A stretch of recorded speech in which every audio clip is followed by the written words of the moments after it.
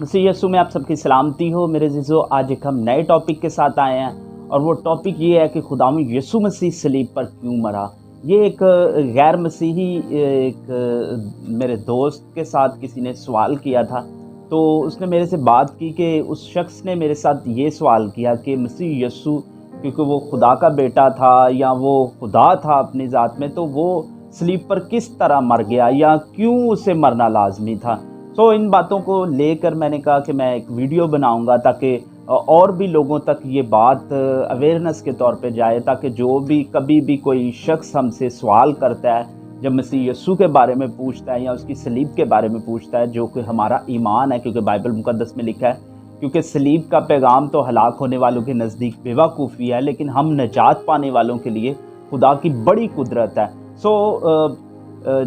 इसके लिए मेरे पास 2-3 ऐसी बातें हैं जिनसे हम सीखेंगे, और जब भी कभी कोई हमसे पूछता है मसीह यीशु के बारे में या सलीब के बारे में, तो हम उनको गवाही के तौर पे हम बता सकते हैं। और बाइबल भी कहती है कि हमें हर वक्त मुस्तैद रहना चाहिए। जब भी कोई हमारी उम्मीद के बारे में या कोई भी खुदावंद यीशु मसीह के बारे में हमसे पूछता है, तो हमें पता होना चाहिए अपने ईमान के बारे में।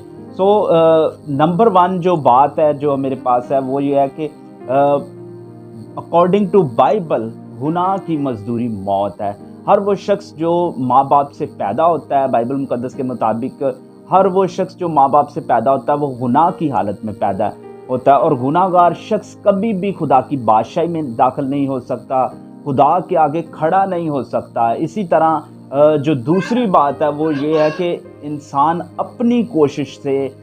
या अपनी रास्तबाजी के कामों के ज़रिए से कभी भी खुदा के हुजूर खड़ा नहीं रह सकता या खुदा की बादशाही में दाखिल नहीं हो सकता, क्योंकि यशायाह नबी के सहीफा में लिखा है कि हमारे तो रास्तबाजी के काम भी खुदा के हुजूर गंदे कपड़ों की मानद है या गंदी धज्जियों की मानद हम कह सकते हैं। जो हम रास्तबाजी के काम करते हैं, जो इंसान अपनी कोशिश से करता है। बहुत से लोग या बहुत सा बताया जाता है कि पहले अच्छे काम करोगे, फिर आखिर में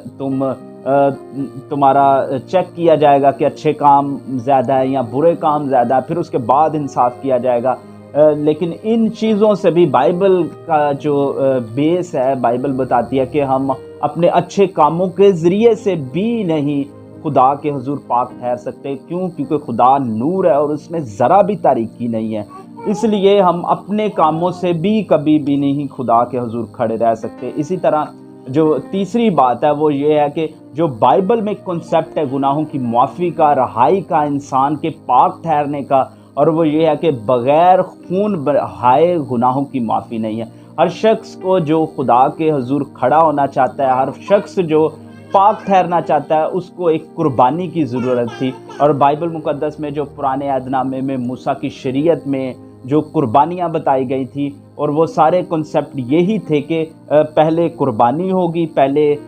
इन सब चीज़ों का जो भी गलतियाँ ख़ताएँ जो इंसान करता था उनकी साल हा साल कुर्बानियाँ देनी पड़ती थी। और ये बाइबल का कानून था कि बग़ैर खून बहाए हर वह शख्स जो गुनाह करता था या गुनाह में जाता था, वो जब तक कुर्बानी नहीं देता था उसकी रहाई नहीं होती थी। और खुदावंद यीशु मसीह का इस दुनिया में आने का पर्पज़ ही ये था कि इंसान को उसकी बदियों से छुड़ाए, उसके बुरे कामों से छुड़ाकर खुदा की बादशाही में पेश करे। और खुदावंद यीशु मसीह जब इस दुनिया में आए तो यूहन्ना जो खुदावंद का यूहन्ना नबी था, जो खुदावंद यीशु मसीह से पहले था, उसने जब खुदावंद यीशु मसीह खिदमत के लिए आए तो उसने देखते ही कहा, देखो ये खुदा का बर्रा है। यानी खुदावंद यीशु मसीह खुदा की तरफ से इंसानों के लिए इफ्जी बर्रे के तौर पे, यानी कि हम गुनाहगार थे, हमें मरना था, हमने हलाकत में जाना था, लेकिन खुदावंद यीशु मसीह इंसान के लिए, इंसानों के लिए इफ्जी बर्रे के तौर पे पेश हुए। और इसी तरह खुदावंद यीशु मसीह ऐसा नहीं हुआ कि उनको यहूदियों ने पकड़कर या उन रोमियों ने पकड़कर खुदावंद यीशु मसीह को सलीब पर चढ़ा दिया, बल्कि खुदावंद यीशु मसीह ने कहा था कि मुझे अपनी जान देने का भी इख्तियार है और उसे वापस लेने का भी इख्तियार है। जब खुदावंद यीशु मसीह ने अपनी खिदमत स्टार्ट की तो कुछ ही टाइम बाद खुदावंद यीशु मसीह ने अपने शागिर्दों को बताना शुरू कर दिया कि किस तरह से इब्ने आदम यानी यीशु मसीह ने अपने बारे में बताया कि किस तरह से वो मरेगा, दफन होगा, जी उठेगा और कौन उसे पकड़वाएगा। ये सारी बातें खुदावंद यीशु मसीह उनको बताना शुरू हो गए। और लेकिन उन्होंने कहा कि अभी तुम इन बातों को ज़ाहिर ना करना, اور خداوند یسوع مسیح کا اس دنیا میں آنے کا ہی پرپس یہ تھا کہ انسان کے لیے ایک وہ کفارہ، ایک وہ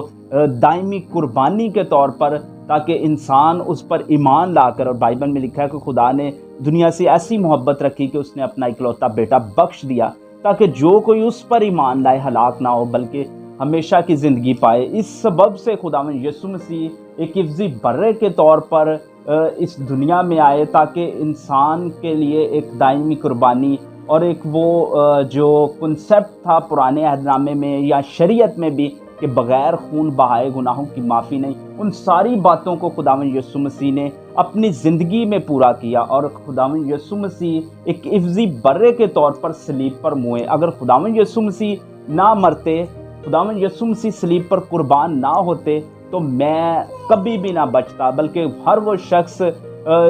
جو اس دنیا میں رہتا ہے جب تک وہ خداوند یسوع مسیح پر اس کفارے پر ایمان نہیں لاتا، اب اس کفارے پر ایمان لانے کے سبب ہمیں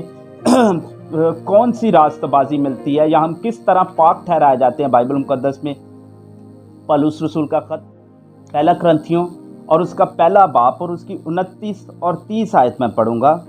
تاکہ کوئی بشر خدا کے سامنے فخر نہ کرے، لیکن تم اس کی طرف سے، یعنی خدا کی طرف سے، تم جو لوگ خداوند یسوع مسیح پر ایمان لاتے ہیں، اس کی صلیب پر ایمان لاتے ہیں، اس کے کفارے پر ایمان لاتے ہیں، مسیح یسوع میں جو ہمارے لیے خدا کی طرف سے حکمت ٹھہرا، یعنی راست بازی، پاکیزگی اور مخلصی، تاکہ جیسا لکھا ہے ویسا ہی ہو کہ جو فخر کرے وہ خداوند پر فخر کرے۔ خداوند یسوع مسیح یہاں پر لکھا ہے کہ ہمارے لیے پاکیزگی، خدا کی طرف سے ہمارے لیے حکمت، پاکیزگی اور راست بازی ٹھہرے ہیں۔ جو لوگ خداوند یسوع مسیح پر ایمان لاتے ہیں، انہیں خدا کی راست بازی، خدا کی پاکیزگی ان لوگوں کو ملتی ہے، نہ کہ اپنے کاموں کے سبب سے، اپنے راست بازی کے کاموں کے سبب سے نہیں، بلکہ خداوند یسوع مسیح کے اس کفارے کے سبب سے ہمارا ریلیشن خدا کے ساتھ جڑ جاتا ہے، ہم خدا کے سامنے کھڑے ہونے کے لائق ہو جاتے ہیں۔ یہ ایک ہم کہہ سکتے ہیں گواہی کے طور پر، جب بھی کوئی شخص ہمیں کہتا ہے کہ جی مسیح یسوع صلیب پر کیوں ہوا، تو ہم کہہ سکتے ہیں کہ وہی ہماری نجات ہے، وہی ہمارا چھٹکارا ہے۔ اگر وہ صلیب پہ نہ مرتا تو مجھے مرنا پڑتا، اور یہ صرف جسمانی موت ہی نہیں بلکہ اس کے بعد روحانی موت ہے، جس سے انسان کے دوزخ میں جاتا ہے۔ لیکن خداوند یسوع مسیح نے صلیب پر اس موت کو ہرایا، بلکہ اس ابدی موت کو بھی ہرایا، اور خداوند یسوع مسیح نے انسان کا ریلیشن دوبارہ سے خدا باپ کے ساتھ جوڑ دیا۔ یہ ہمارا ایمان ہے، اور یہ اگر بائبل کہتی ہے کہ کوئی بھی تم سے تمہاری امید کے بارے میں پوچھنا چاہے تو ہر وقت مستعد رہو۔ یہ ہم اس طرح سے ہم اپنے ایمان کی گواہی بھی لوگوں کے ساتھ شیئر کر سکتے ہیں کہ پرانے عہد نامے میں وہ سب باتوں میں ایک کنسیپٹ تھا کہ بغیر خون بہائے گناہوں کی معافی نہیں۔ تو خداوند یسوع مسیح یہ نہیں کہ ان کو صلیب پر چڑھا دیا گیا، لیکن بائبل کے مطابق وہ پہلے سے جانتے تھے، نبیوں کے صحیفوں میں خداوند یسوع مسیح کے آنے سے پہلے، ہزاروں سال پہلے، داؤد نبی کے صحیفے، داؤد کے زبوروں میں بھی پیشن گوئیاں، اس سے پہلے بھی نبیوں نے، سب نبیوں نے خداوند یسوع مسیح کے مرنے، جی اٹھنے اور کس طرح کی وہ موت مریں گے، ان کے ارد گرد کون لوگ ہوں گے، کس طرح کی وہ حالت میں جائیں گے، یہ ساری باتیں خداوند یسوع مسیح کے بارے میں